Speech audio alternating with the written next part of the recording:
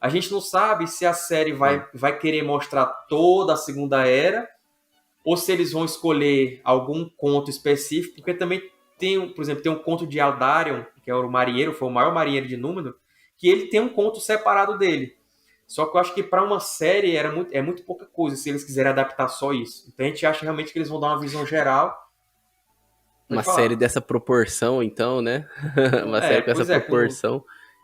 com 5 temporadas e tudo, acho que eles vão querer mostrar realmente toda a trajetória ali de ascensão e apogeu de Númenor, Sauron fazendo os Anéis de Poder, a guerra contra os Elfos e a decadência, né? A queda de Númenor. Sim.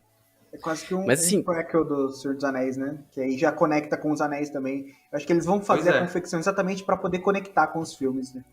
uhum. E se eles fizerem, vai ficar. Se eles forem fiéis, né? Porque a Segunda Era é maravilhosa e o simbolismo da Segunda Era é maravilhoso também, assim, para os homens, né? De certa forma. Uhum. Então, se eles forem fiéis, vai ser muito bom. O meu grande medo é eles pegarem essa preciosidade que é a Segunda Era e deturparem muito, assim, porque infelizmente a gente tá falando da Amazon que tá pegando uma linha mais progressista, Netflix. de certa forma, ultimamente. Não chega aos pés da Netflix, mas infelizmente a Amazon também tá indo por esse caminho, como acho que todas, né? Então eu tenho um pouco de medo deles destruírem isso e apresentar mais uma questão de só a fantasia ou colocar, sei lá, luta de classes e coisas assim, né, dentro da história da Segunda Era. Esse é realmente o meu grande medo. Se preocupar mais com representatividade do que com a história em si, né? Porque Eu não sei. porque a história, se eles assim, eles não precisam nem colocar o simbolismo muito forte, porque até os filmes eles tiraram muito do simbolismo do Senhor dos Anéis. E mesmo assim você já consegue ver muita Tá coisa. Então, se eles entranhado, né? porque assim, é praticamente impossível você não colocar. Se eles forem fiéis à obra, já tá ótimo pra mim. Se eles não. Porque o meu medo é pegar, sei lá, pegar a história do Tolkien e transformar num Game of Thrones, entendeu? Da vida. Uhum. Que é Eu não tô possível, tão sempre é pessimista nesse sentido, porque eu acho que o exemplo do The Mandalorian na Disney mostrou que Sim. se eles não exagerarem, se eles pegarem e mantiverem o que é o cerne da obra clássica, arrebenta. Então, Sim. eu acho que talvez por ser uma série, por eles pela vontade de colocar muito dinheiro por muito tempo, eles talvez se segurem, porque o foco claramente é o dinheiro. E E eles pelo têm que estar menos nas muito primeiras. certo, né? Que vai dar certo. Porque é Não, tanto e pelo dinheiro que menos eles nas estão muito primeiras certo. temporadas. Que nem o Guilherme uma vez falou, né? Que a primeira temporada é toda conservadora, a segunda muda um pouquinho, a terceira eles cagam de vez. Então, pelo menos a gente sabe que no começo o The Vai ser Mandalorian bom, teve 2 temporadas e até agora tá ótimo. Vamos ver a terceira.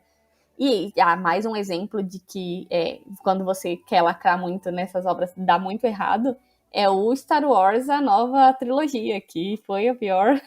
A nova geração.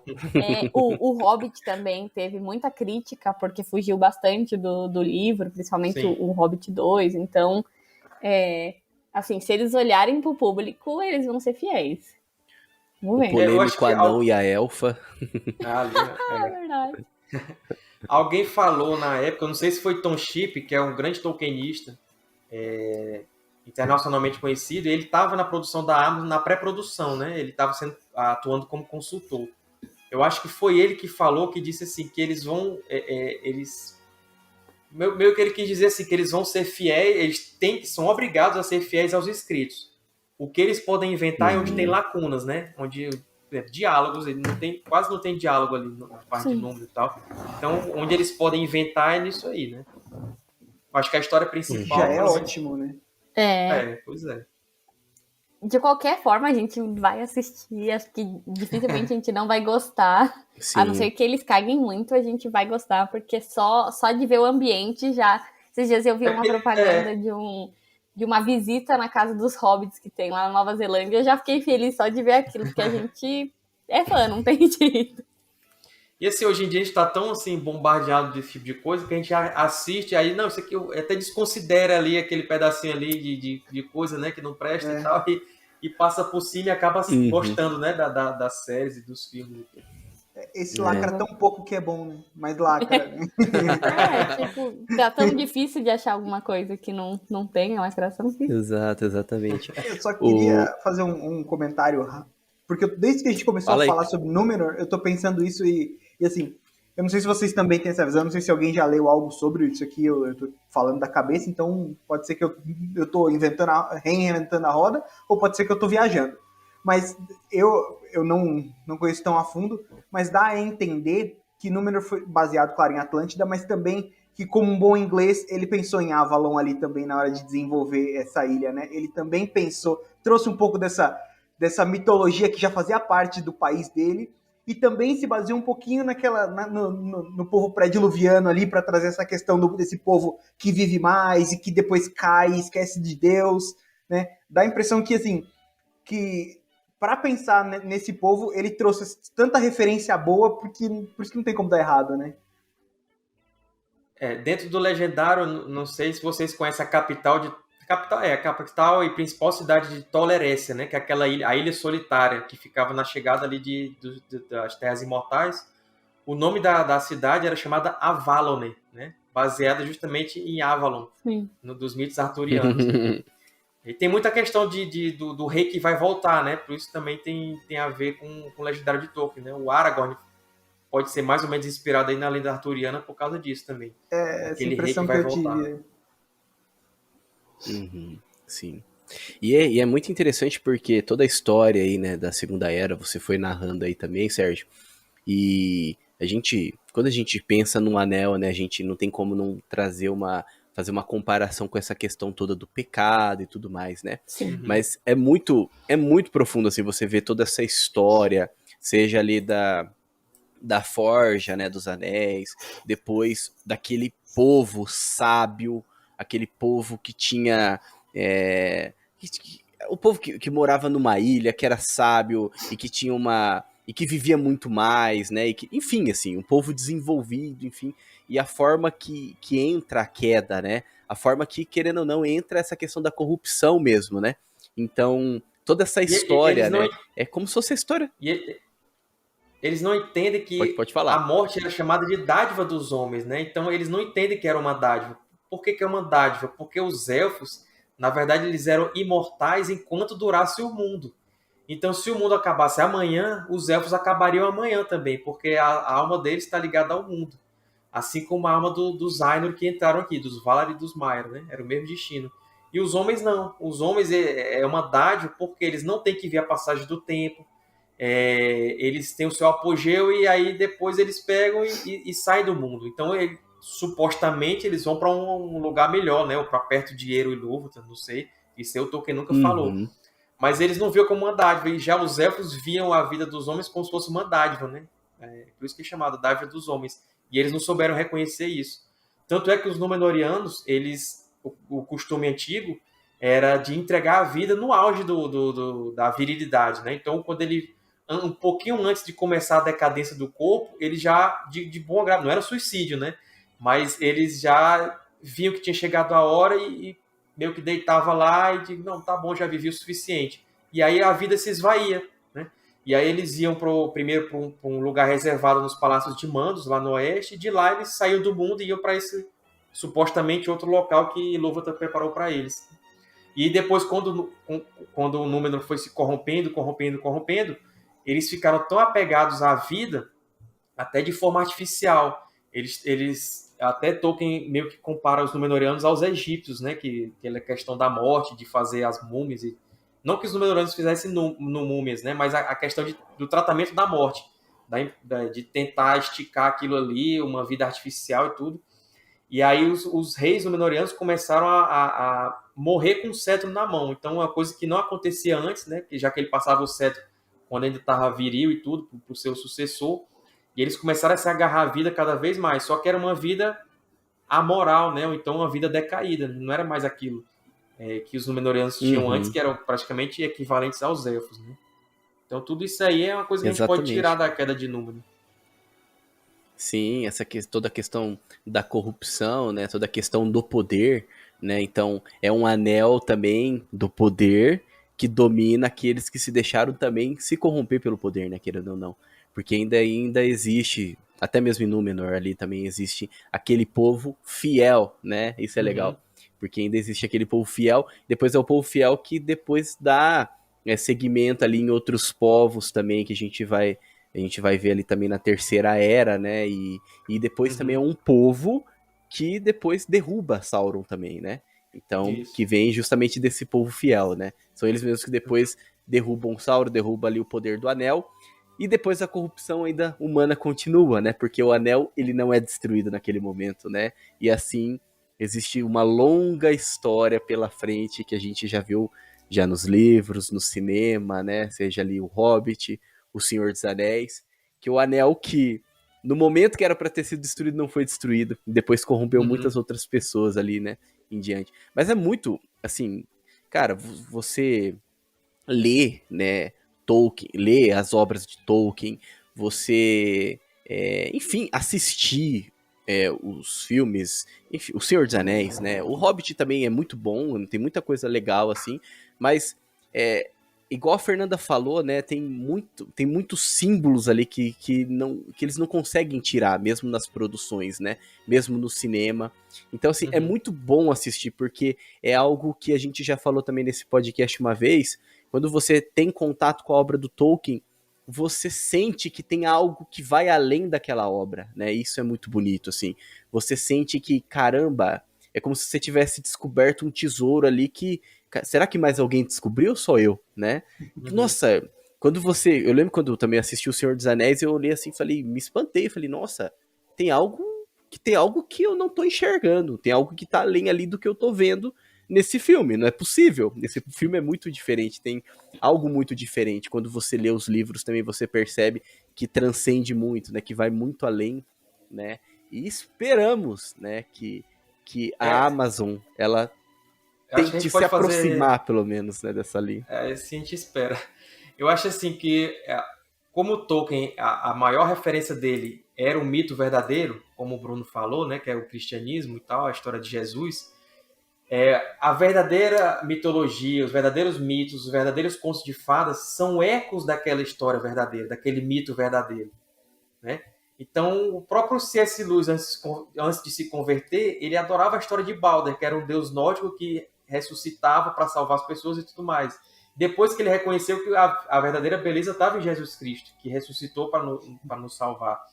Então o Tolkien tinha muito disso, que os mitos eles têm que ser, para ser verdadeiros, para ser puros e ter algum valor, eles tinham que ser reflexos daquele mito verdadeiro, né? Então, por isso que também o Tolkien admirava a cultura nórdica, quando ela fazia referência a esse mito entranhado na humanidade, porque a gente sabe assim que são vários os meios que Deus age para chegar nas pessoas, né? Não necessariamente vou ter que ler só a Bíblia. Não, você tem que ler a Bíblia, mas se você ler, por exemplo, um Senhor dos Anéis, você vai chegar a Deus se você for se aprofundar naquilo ali. Então, são chamados a ecos ou sementes do verbo, né? Que são coisas assim que vêm de inspiração para alguns povos, alguns autores e tudo mais, que refletem aquela verdade última, né? Então, é muito nisso que o Tolkien pensava. E o Senhor dos Anéis Exato. é só isso que tem. Então, qualquer adaptação que venha, se ela destoar muito disso, já não é mais Senhor dos Anéis. Então, por isso que os filmes do cinema, eles ainda guardam muito, apesar de ter tirado muito, mas também eles guardam muito disso, porque ele vem dessa característica. E aí já também outro gancho que o Bruno falou, a questão do George R. Martin, ele quebra justamente isso, porque ele, se eu não me engano, ele é ateu, ele é daquela geração baby boom e dos hippies ali, né? Acho que os pais deles ele nasceu na época dos hippies e tudo mais ali, nos anos 60, sei lá, viveu nos anos 60 dos Estados Unidos e tudo. E para ele queria desconstruir essa ideia. Então, por isso que a obra dele, ela diverte, porque tem morte, tem guerra, tem seres fantásticos e tudo, mas ela não tem esse substrato, né? Esse substrato do mito verdadeiro. Ele, na verdade, ele desconstrói o que seria um mito, um conto de fadas, com aqueles negócios de incesto, que são aceitos e tudo mais.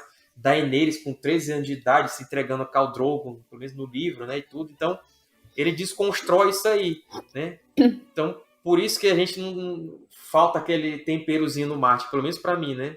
Eu já li quase na todos verdade, os livros, mas... ele ele pega a fantasia de Tolkien e traz bem pro mundo moderno, né? Igual a arte moderna mesmo, e mostra só o lado podre do ser humano, enquanto o Tolkien mostra aquilo que é a beleza, aquilo que pode nos ajudar a transcender o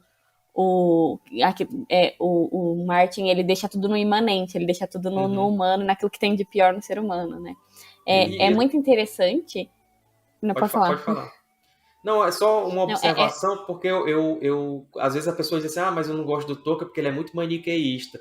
O bem é sempre bem e o mal é sempre mal. Mas isso uma pessoa leu errado o Senhor dos Anéis, porque você tem Boromir, você tem Gollum, você tem as fraquezas do Frodo, então são seres humanos que estão humana, ali. Né? Exato. Então, você sabe quando a pessoa é boa, quando ela é ruim, mas aquela pessoa boa também tem momentos ruins, a pessoa ruim também tem momentos bons. Tem tanto corrupção quanto redenção, né? Exato, você encontra tudo isso ali, né? Então é muito verossimilhante, né? O que o Tolkien colocou nas histórias.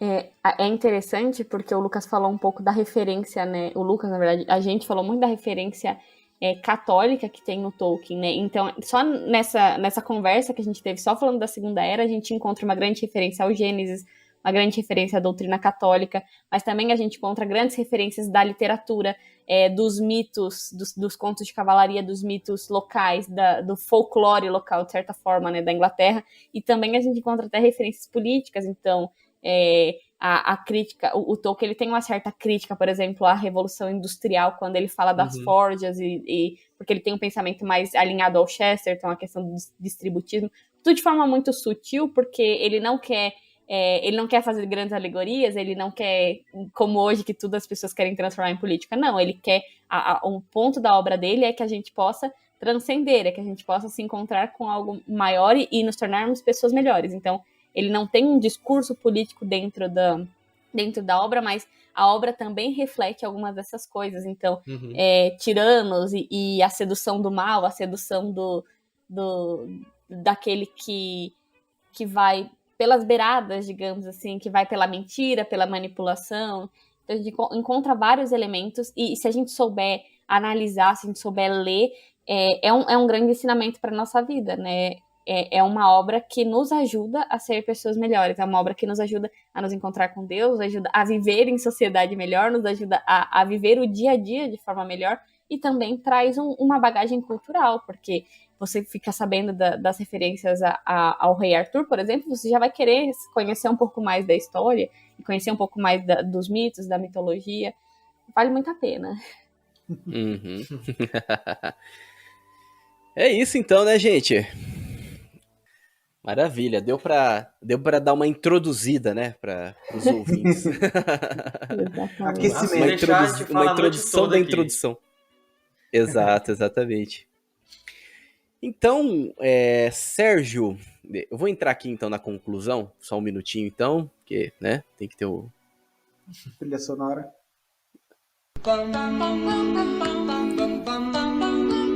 Mr. Sandman, bring me a dream. Muito bem, então estamos concluindo mais um episódio do Bacon Podcast. Sérgio, para que a pessoa se localize, né? Vamos, a pessoa quer assistir a série, mas antes a pessoa quer ler um pouco, né, sobre a obra, quer entender um pouco a Segunda Era. Quais são as leituras que você indica? Com certeza, o Senhor dos Anéis, os apêndices, né? Para quem leu lá, não tô com preguiça de ler aqui, volta lá nos apêndices que vai ter lá algum material, e principalmente o Silmarillion, né? Quando a segunda grande parte do Silmarillion vai refletir bem o que a série vai mostrar. E que quiser se aprofundar mais ainda, vai para os Contos Inacabados, que também tem muita coisa lá sobre a Segunda Era. Basicamente é isso. Mas lê o começo do Silmarillion, que é a coisa mais linda do mundo. Não perca essa oportunidade também. Aí também lê o Hobbit, lê o Senhor dos Anéis, lê o Tom Bombadil. É isso aí. E também tem várias, né, lá seja o Tolkien Talk, seja também, né, acho que o Tolkien Talk tem umas playlists que fala diretamente sobre a série, né? Tem. Fala todo mês tem um vídeo, né, lá só sobre a série. Às vezes é 5 elfos que devem aparecer, 5 reis de Númenor que devem aparecer, 5 locais, 5 cidades élficas. Então, a gente está especulando muito ainda, mas uma especulação embasada, né? Tudo que da Segunda Era. Então, o que deve aparecer? Eu acho que foi mês passado, foi mês retrasado, eu soltei um vídeo. Será que os Magos Azuis vão aparecer na série? Porque há chance disso acontecer. Então, né? Os perdidos. Então, todo mês a gente tá lá. E quando tem alguma novidade, realmente, assim, tipo, como eu falei aqui em off pra vocês, quando saiu a foto lá, da foto oficial de uma imagem da série, a gente ficou 2 horas falando só sobre essa foto, né? É a mesma coisa quando saiu a sinopse oficial e tudo. Então, sempre que tem novidade, a gente tá tentando abordar lá no canal mais rápido e mais completamente possível, né? E se você quiser também essa visão que transcende um pouco a obra, né, que vai além também, essa visão também mais católica, também tem um outro canal, né, também você vai lá no Guardião Católico, que você vai encontrar ali também vários vídeos falando sobre os elementos de catolicismo na obra do Tolkien, sobre os personagens, enfim, tem muito vídeo, tem muito conteúdo, tem um legado ali que você já tá deixando já, né, Sérgio? É um canal, assim, que eu quero passar esse conteúdo. Se Tolkien já é um conteúdo de nicho específico, imagine falar de Tolkien e da igreja, né? Então é uma coisa mais específica ainda, né? Porque, como eu falei aqui pro Lucas no começo, é uma coisa que eu tava sentindo falta, né? Inclusive, até uma pequena reclamação, que eu sou membro da Tolkien Society, da Mythopic Society, que são as 2 maiores aí sobre Tolkien e os Inklings. Há uma parcela deles aí que estão querendo meio que esquecer um pouco do catolicismo na obra do Tolkien e tudo mais, diminuir um pouco essa coisa que para o próprio Tolkien era tão importante. Ele chega a dizer que tudo que ele sabe na vida foi por causa da fé na qual ele foi criado, né? Então, olha a importância que tem a religião na vida dele, na obra e tudo. Então, o Guardião Católico, apesar de pequenininho ali, né? Eu quero deixar mais como referência mesmo, tudo. Muita coisa ali do Guardião Católico, até confesso, e sei lá, isso não é novidade, que não vem da minha cabeça, é uma coisa muito estudada, que eu pego autores especializados sobre isso e venho trazendo esse conteúdo aí para quem tem interesse, né?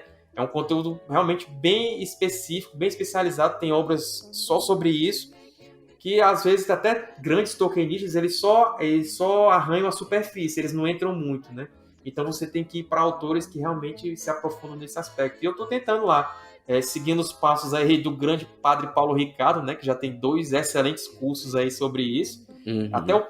Até alguém falou aí no começo, né, por que a gente tem que ler Tolkien, não sei o quê. Até o Papa citou Tolkien uma vez, né, tem até um vídeo lá no Guardião Católico, onde eu coloquei lá a homilia onde ele cita Tolkien e tudo. Então é bem interessante. Quem quiser saber aí quem é Jesus Cristo na obra, tem vários vídeos lá sobre isso, né? Será que era uma pessoa? Será que é mais de uma pessoa? A confissão de Boromir, né?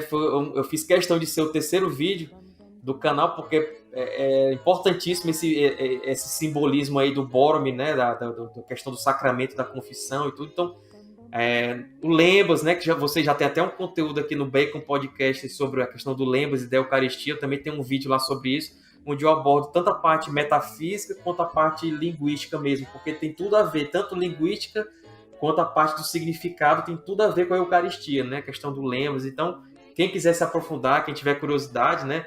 Como o Padre Paulo Ricardo diz, é usar a chave católica para destravar a obra do Tolkien. Então, é isso que eu tento fazer lá. Não só a obra, mas a vida também. Tem vídeo sobre o Padre Francis Morgan, que foi o tutor do Tolkien, né? Ele que criou o Tolkien ali depois que a mãe dele faleceu. Tem sobre o oratório de Birmingham, que foi importantíssimo na vida e na formação do Tolkien. Muita coisa lá aí sobre esse assunto. É um conteúdo mais reduzido, ele é só um vídeo por semana, mas é um vídeo feito aí com todo carinho aí. Quase que eu fico doido perdendo os últimos cabelos que eu tenho na minha cabeça, porque eu tenho que produzir outro. Tenho que produzir vídeo demais por mês, mas a gente vai até onde conseguir. Muito bom, muito bom. Então, os links aí também tá na descrição, né? Tenho certeza que você não vai se arrepender. Principalmente você que é nosso ouvinte, né? Com certeza você vai se apaixonar por esse canal aí. E se você gosta de Tolkien, né? Se você acompanha a gente, provavelmente você gosta de Tolkien, né? Você gosta da obra, enfim, e catolicismo. Então, acho que é o melhor caminho, né? E realmente, como eu já falei algumas vezes aqui nesse podcast, Sérgio, esse é um legado que você tá deixando, né? Um bem muito grande que você tá deixando aí pro catolicismo no Brasil, pros nerds católicos também do Brasil. Olha, já teve gente que perguntou se eu era padre, já estão querendo saber se eu sou padre.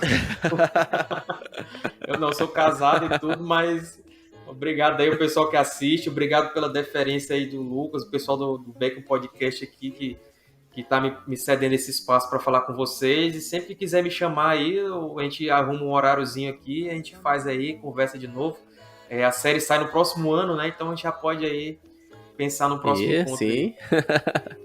Exatamente. Muito obrigado, viu, Sérgio? Muito obrigado você que nos ouviu até esse momento, né? O Bacon, você também pode nos encontrar nas redes sociais, também o link também, vai lá no YouTube, se você ainda não foi, se inscreve, deixa o seu like, que já será de uma grande ajuda para nós.